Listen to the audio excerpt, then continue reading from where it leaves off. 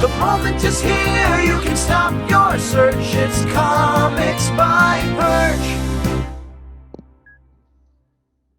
Hey everybody, this is Perch. As we close out the summer of 2023, comics are in an odd state. I think, generally speaking, if it was 2 or 3 years ago and you said that, people it would immediately kind of generate this reaction like, wow, why are you talking bad about comics? Comics are great. They've never been. But now, at least enough of the critical mass is willing to at least take that step toward, things don't seem altogether perfect. And maybe there are changes. Now, people disagree thoroughly on what the changes need to be, but there's at least some acknowledgement that, perhaps things aren't as good as they could be or should be in comics, and there's just weird signs. The one that continues to be the strangest to me, and a lot of people focus on DC, because DC has made some very bizarre decisions around Night Terrors, and some of the events haven't landed, and they get a little bit of momentum, and they seem to shoot themselves in the foot immediately. It's just strange, how DC seems to be making very public odd choices, and so a lot of tension goes there. But to me, the far weirder company is Marvel. None of their events have hit. If you think about the AXE event, remember that? That was like a year ago. And that just very, very strange. The Jason Aaron Avengers run ended odd.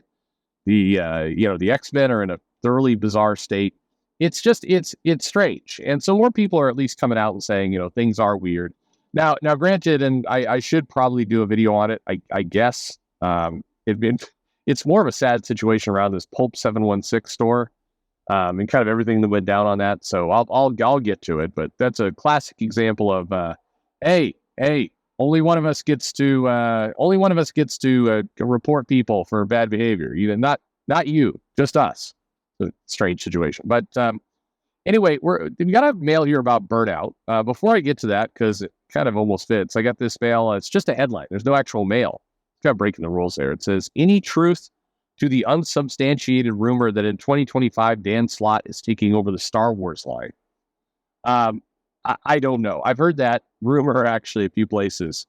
Put it this way, they've got to do something with him.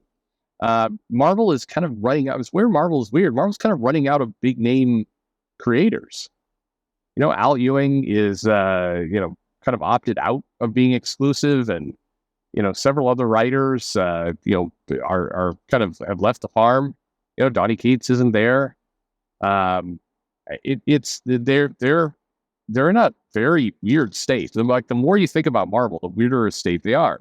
Dan Slott is one of their bigger names, no pun intended. But taking over the Star Wars line, I mean, granted, a guy like him would be perfectly at home in a vast, oversized, bloated universe. I can't help myself. It's wrong. It's wrong. It's absolutely wrong. So it could be.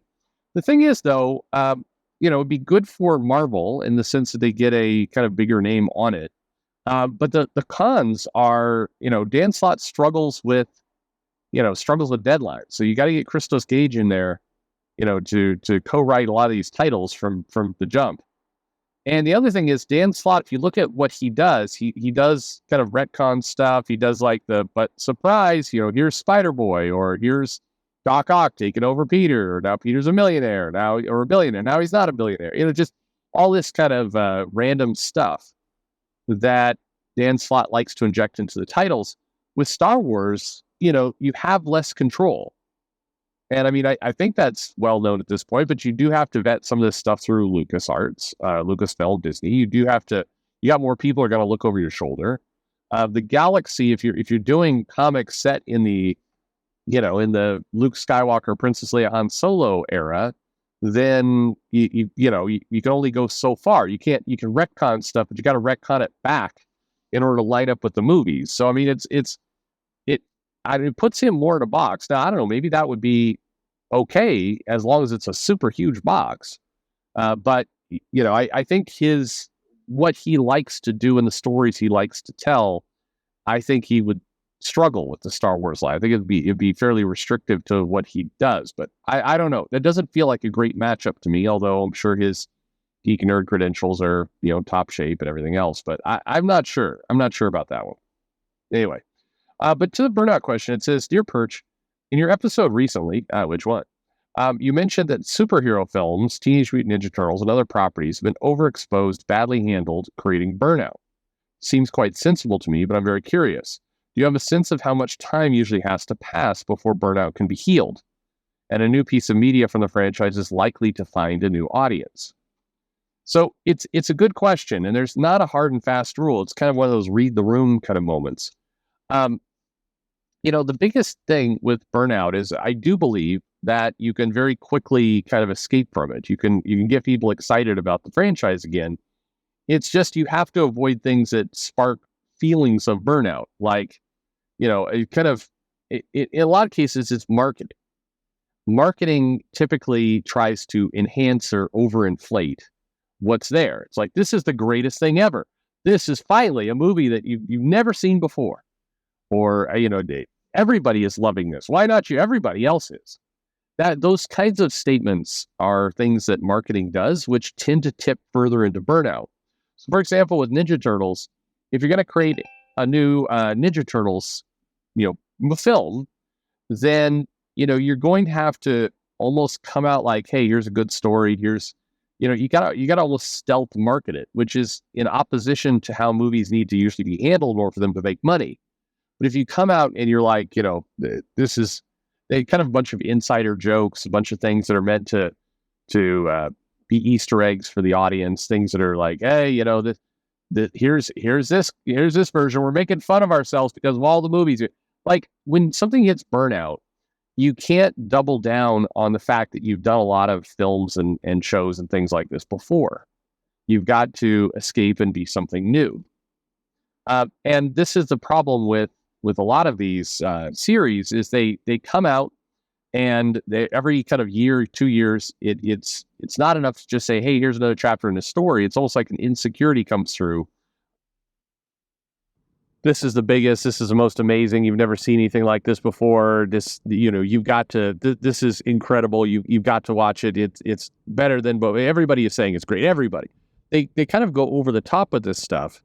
And if you're already feeling like you're overwhelmed by this property, it just feels at this point like the company who's doing this is just gouging you, is just kind of, intentionally rehashing the same thing over and over and over. That's what this feels like.